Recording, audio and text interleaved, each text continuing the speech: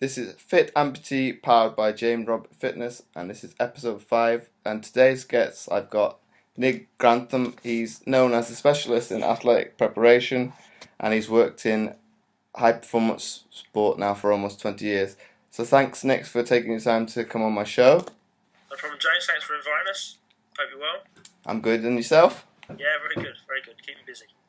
So for the guys listening, can you explain how you got into fitness, and more specifically, how did you progress on to getting into strength and conditioning? So I think if we go right back, always came from a family that was very athletic and into sport, all sorts of sport, athletics, football. Tried everything really. Wasn't always the best. I certainly wasn't the best in my family. My middle brother was probably the more natural athlete, and I just tried hard. And then I went through school, taking part in sport. Left school at 16 because again that's probably what our family did. Everyone left school, no one went to university, and I worked in insurance and banking for 6 years, which wasn't really me. And whilst I was doing that, I was competing in taekwondo, and as I progressed through my sort of competitive career, took more of an interest in how to cut weight. So I looked at my nutrition, how to train. So started for the first time really buying books in my life that I didn't really like reading, but all of a sudden I found myself buying books on nutrition, books on how to train for endurance and strength, and was really interested in it. And one of my teammates was at university studying sports science, and I didn't even know sports science existed at that time. I thought you went to university to study physics and English literature and stuff like that. So when I found out you could study sport, I thought that sounds quite good. So it meant I had to go back to night school, study A levels at night school because I'd left school early, and I was fortunate, got into university, did 4 years, did an undergraduate and postgraduate degrees, and I think timing wise it was perfect. It was just after Atlanta. Team GB had done horribly in Atlanta, and a bit like the Australians when they performed so poorly. I think in Montreal Olympics, the UK said, right, that's it. We can't walk away with one gold medal. We need to invest, and that's when UK Sport and lottery funding came on board, and it was really when sports science was starting to come to the fore. So I left university, and I was very, very fortunate that I went straight into a job working with British Gymnastics. So my first job was, on reflection, probably the sort of job I'd like to have now. And it was day one that I walked into it, and that was a reflection of the profession at the time. Up until that point, sports science had only been provided by universities, and it was quite small. But with the increase in funding, things like the English Institute of Sport came on board. So I guess I was fortunate that I came in right at the start of that process, and I've kind of been able to ride that wave all along. And so from there, I went from British Gymnastics. I then went to work for England Netball for a number of years, and that's really how I became a strength and conditioning coach. Up until that point, I'd qualified as a sports scientist, physiologist, and strength and conditioning didn't even really exist as a profession. But again, I think it was 2000, the first certification took place in the UK. I went and sat that. So I was sort of dabbling in strength and conditioning, and that's what really interested me, because my previous job at Lillishall with the gymnasts was as a sports scientist. So we do lots of testing. Athlete comes in, fitness test, go away for 6 weeks, fitness test again, or they've got better. And that was kind of dull, really, to be honest. What I wanted to know was what happened in between. Mm-hmm. What happened in between those 6 weeks that made that athlete better. And that for me was strength and conditioning. So was fortunate again to be in at that profession, strength and conditioning, at an early stage as it developed, and have seen. It's crazy now when I look back to 2001 when I took the job with England Netball. That was one of probably 2 full-time positions as a strength coach. Now, we've probably seen coverage at the Olympics and Paralympics. Strength and conditioning is a integral part of the support network for most sports now. So it's crazy to see how it's grown, and it's just nice to be part of that in a small way. Those are probably the people that I wouldn't say forgotten about when athletes talk about media ones. They're probably a little bit down the list to a certain extent, and they're a massive or integral part of the training. I think one of the things that you accept, which maybe some of the younger S&C coaches don't quite get, but I think one of the things that you have to accept, and I understand, is that we work in the shadows pretty much.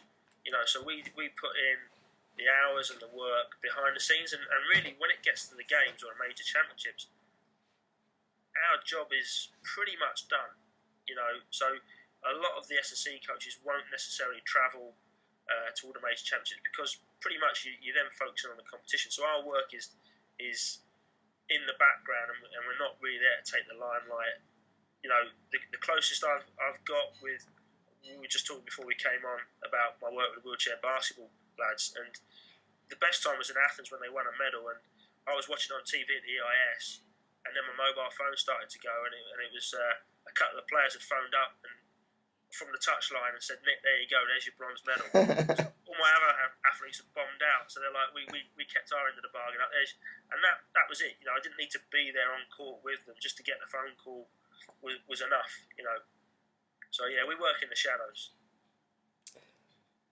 But I think it's gone for me, obviously being an athlete myself, retiring, I kind of gone full circle. I've gone from working with strength and conditioning coaches, probably learning a lot subconsciously, to going now to becoming a personal trainer, and then possibly maybe looking at doing strength and conditioning myself. So it's obviously, I think the athletes, especially the ones that move into that fitness industry, they learn a lot firsthand from their strength and conditioning coaches along the way. Is that something you'd attest to? And obviously from yourself, you got in early doors. You're probably mentoring a little bit the ones coming behind you on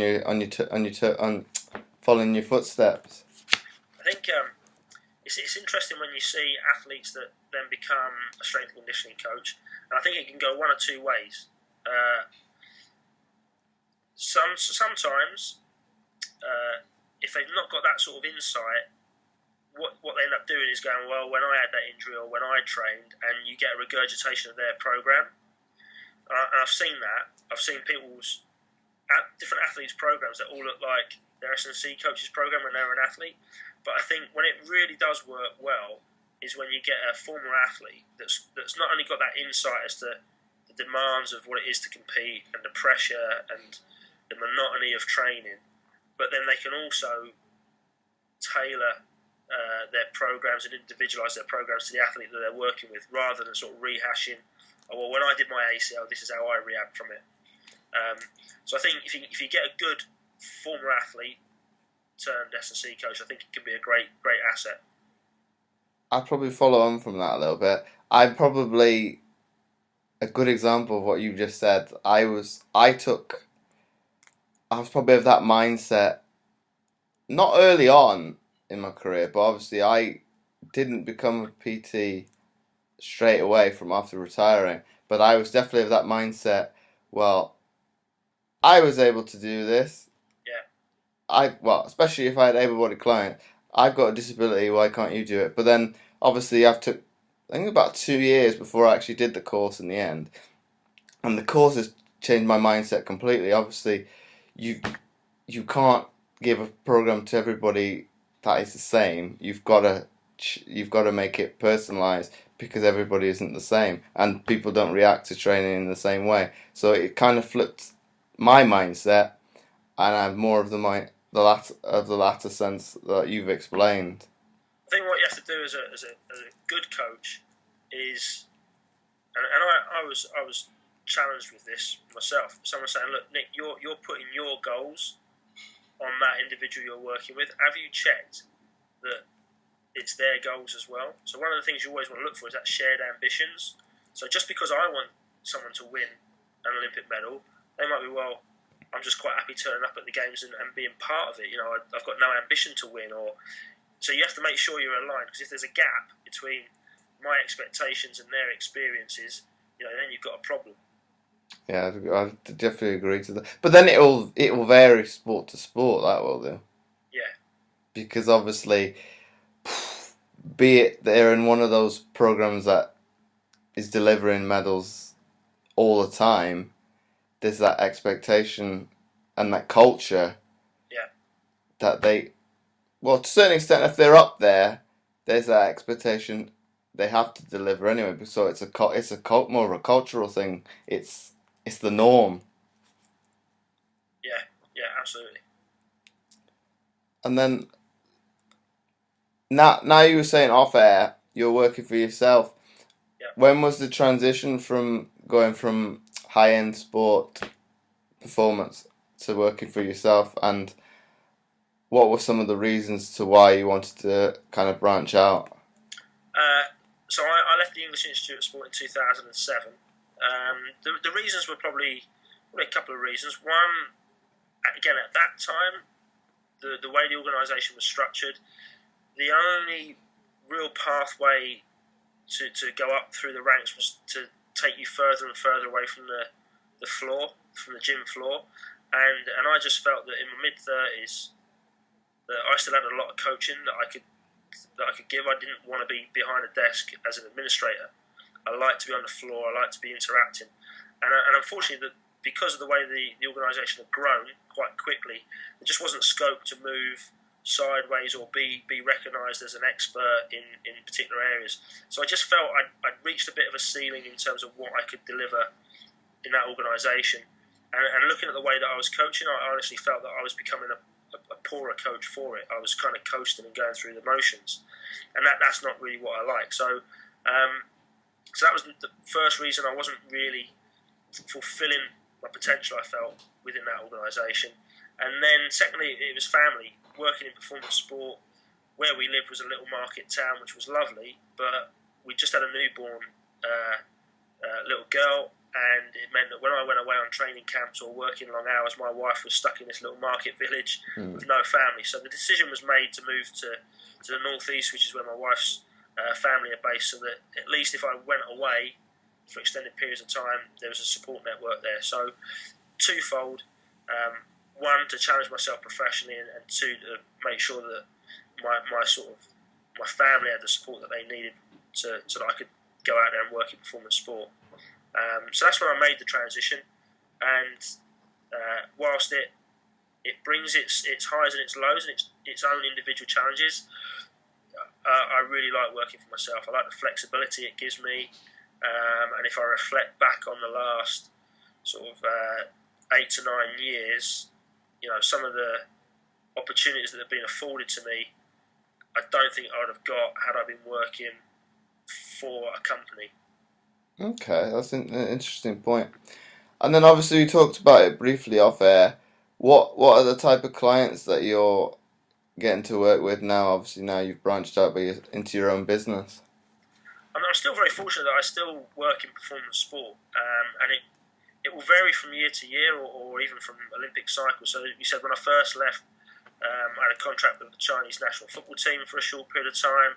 I then went into Great Britain women's basketball, into the build-up to London 2012. And over the last 3 years, I've been consultant for a professional football team and professional golfer. So there's huge variety there. So that's sort of the professional sports side. And then aligned alongside that, I've been consultant for Nike for a number of years on special projects and sort of providing insight into development of products and training programs for them. And then I've also been developing my own sort of workshops and professional development programs. So it's good. One thing that working for yourself you do learn is that you have to have multiple streams of income, because particularly when you work in performance sport, it's so volatile that you could turn up at a club tomorrow and that contract could finish. So you always want to make sure you've got a fallback position, I think. Okay. And you say you work with Nike now. Yeah. Do you have the luxury, should I say, of working with the Nike Academy and things like that? No, so my role is, again, it's probably in the shadows a little bit more, behind the scenes. So I work as part of an expert panel. They've got a group of expert trainers that they have, and sometimes it can be simply just answering consumer questions on training. It can be helping to develop training sessions and programs for products that they put out, and then equally I'll go in as an expert advisor on some of their marketing campaigns when they're working with professional athletes. Again, I'll stand behind the camera to make sure that the exercises look authentic, that what they're being asked to do are not going to cause them injuries. You know, you're working with some pretty expensive people that, whilst the creative team have a great idea, you might look and say, yeah, but this guy's got to play Champions League football in 2 days' time, so let's maybe make sure we get this shot in 2 takes rather than 20. So it's just being there, and on those occasions, putting the athlete at ease so they know that they've got someone that has actually worked at the highest level and knows what they're talking about. They're not just someone that's rolling off the street and saying, yeah, jump onto that box and then jump back off. It's probably more. Look, you've got the athletes. What's the word I'm looking for? You've got the athlete's interest at heart, whereas maybe the creative one, I want him to do that, but then it's like you say, he's got a competition in X amount of days. What impact would doing 20 takes do have on his playing ability? I think, I've been very fortunate with all the ones that we've done. The creative teams are always really good, and it's a real collaboration. So they'll come in with the idea. We'll sit down and try and figure out. Okay, that's a great concept. Let's look at how we put that together. And it's always a collaboration. And then I'm almost the go between the athlete and the creative, and making sure that everyone gets, at the end of the day, the outcome that they need. So yeah, it's a bit like, they're just like coaches. The creative guys are the coaches, and the athlete is the athlete, and I'm the person working in between, trying to make sure everyone gets what they need. And then going back to probably the beginning where you all started, did you ever Yeah. think you'd be in this position you are now? No, not really. That's one of those interview questions, isn't it? What would you like to be doing in 5 years' time? Which is such a stupid question. Because in all seriousness, I think if you said 5 years ago I was working for a professional football team, I would have said no. That I was working with Nike, I'd have said no. I think you can have ideas of what you want to do. I've always known I wanted to work in performance sport, so I knew that. I didn't know what way it would take, what path it would take. Particularly when I left the English Institute of Sport, that's a difficult time. You leave somewhere where you're guaranteed athletes and you're guaranteed people coming through, and you're out on your own. So I couldn't say to you I was going to go to London 2012. I was very lucky that I did. I ended up getting a contract to work with a team that went there. So if you ask me what I'm going to do next year or 2 years, do you know what, James? I don't know. Hopefully it will be in performance sport in some shape or form. Is it going to be in the UK? Is it going to be overseas? I have no idea. But if I can keep on doing what I'm doing, I'm going to be pretty happy, because it's not a proper job, James. I wear shorts and t-shirt all day. That's probably, well, I've probably, if I'm honest with people, I've not had a real job to say with like quotations. God, since I left school, I've either gone from being in that athletic environment. I was fortunate enough, because of my sport, to go to university, and I did sports science. Obviously, still in tracksuit, and then I've kind of gone full circle to becoming a trainer. So I've kind of never had to wear a suit in my entire life. So I'm, like you say, it's fortunate we get to live out our days in something that's comfortable. I had to wear a suit for 6 years, and I never want to go back to that. And that was part. Everyone has a certain skill set, and I just feel I really enjoy being on the floor coaching people. So this morning I've coached 2 athletes. I'm going to go and coach a further guy this afternoon. I like that. Yesterday I was at the football club. At some point, I probably will transition into more of an administrative role and maybe more of an organisational role. But I think I'm going to be really disappointed if there comes a week in the future where I've not actually got on the floor and coached someone and had that interaction. I think if I get into a role where I'm behind a desk for 7 days in the week and not spoken to an athlete or a coach, I think I'll be a pretty grumpy person, to be honest.